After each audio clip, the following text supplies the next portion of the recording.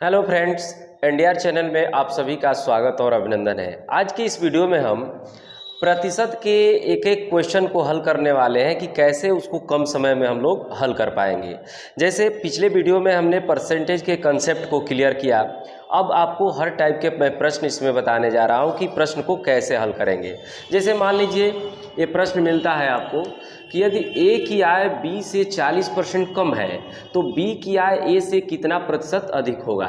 तो कुछ बच्चे ये समझते हैं कि अगर ए की आय बी से 40% कम है, ठीक है ना, तो बी की आय ए से 40% अधिक होगा, यानी उल्टा सोचते हैं, लेकिन ऐसा प्रतिशत में होता नहीं है। तो इस तरह के प्रश्न हल करने के लिए हम कंसेप्ट ऐसे कर लेंगे। जैसे माना ए की आय बी पर डिपेंड कर रहा है, तो बी का आय मान लीजिए कि 100 रुपया है, तो ए की आय बी की आय से 40% कम है, यानी कि ये 60 रुपया होगा। ठीक है, अब इसमें पूछ रहा है कि बी की आय ए से कितना परसेंट अधिक है। तो आपको पिछले वीडियो में अधिक परसेंट का फार्मूला पढ़ाए थे कि अधिक परसेंट बराबर होता है अधिक, तो अधिक कितना है 40। अब बटा में अधिक परसेंट में छोटी संख्या नीचे लिखी जाती है 60 और गुणे 100।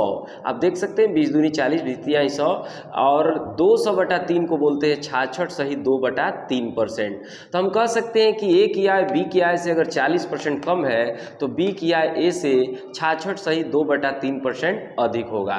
इसके लिए एक ट्रिक भी इस्तेमाल करते हैं। अगर ऐसा सवाल मिलता है तो डायरेक्ट आंसर का एक ट्रिक भी याद कर सकते हैं, m/100 प्लस माइनस m गुणे 100, जहाँ फार्मूला इस तरह काम करेगा कि यदि ए की आय बी से m% अधिक या कम है तो बी की आय ए से कितना परसेंट कम या अधिक है, इस ट्रिक को लगा सकते हैं। अगर शुरू में अधिक बोलूँगा तो प्लस लगाइए, शुरू में कम बोलूँगा तो माइनस आप लगा सकते हैं। तो अगर इस फार्मूले को यूज करेंगे तो देखिए ऊपर है आपका 40, शुरू में कम बोला था तो नीचे घटाएंगे, 100 में से 40 गया 60 और गुणे 100, वही चीज़ देखिए आ गया आपका 200/3, यानी 66 सही 2/3%।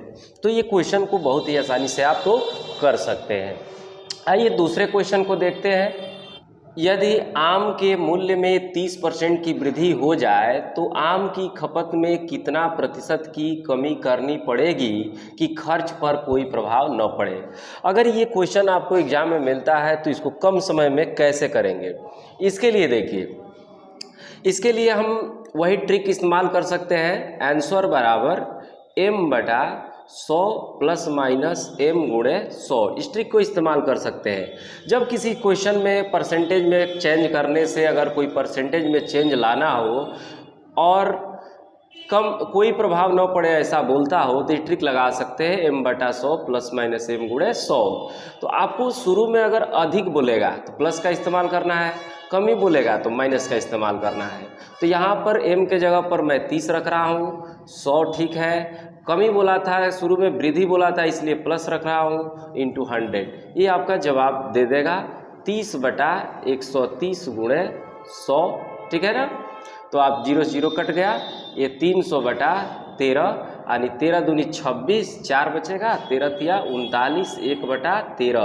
यानी कि अगर आम के मूल्य में 30% की वृद्धि होगी तो हम अपनी खर्ची को अगर 23 से 1/13% कम कर देंगे तो खर्च पर कोई प्रभाव नहीं पड़ेगा, यानी जितना का आम पहले खरीदते थे उतना का ही आम अब भी खरीद पाएंगे। ठीक है, अगर इसी सवाल को कंसेप्ट समझना है तो आप छोटे से जगह में समझ सकते हैं। मान लीजिए आम 100 रुपया किलो है, आप 100 किलो का इस्तेमाल कर रहे हैं, आपका 10,000 रुपया लगता होगा, लेकिन आम के मूल्य में 30% की वृद्धि हो गई, 130 रुपया किलो हो गया, तो बताइए खपत में कमी करना पड़ेगा, माना x% की कमी करना पड़ेगा, तो खर्च पर कोई प्रभाव न पड़े, यानी फिर 10,000 ही खर्चा होगा।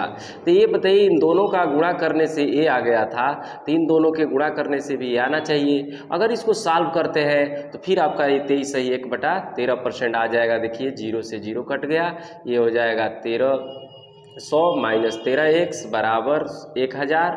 अब यहाँ पर 13x बराबर 300 हो जाएगा, x बराबर 300/13 देखिए आ चुका है 23 सही 1/13%। तो आप कंसेप्ट भी इस क्वेश्चन को कर सकते हैं और इधर ट्रिक का भी इस्तेमाल करके इसे क्वेश्चन को हल कर सकते हैं। तो ये वीडियो कैसा लगा ज़रूर बताइएगा और इसको शेयर करना ना भूलिए ताकि और भी बच्चों के पास पहुंच सके। धन्यवाद।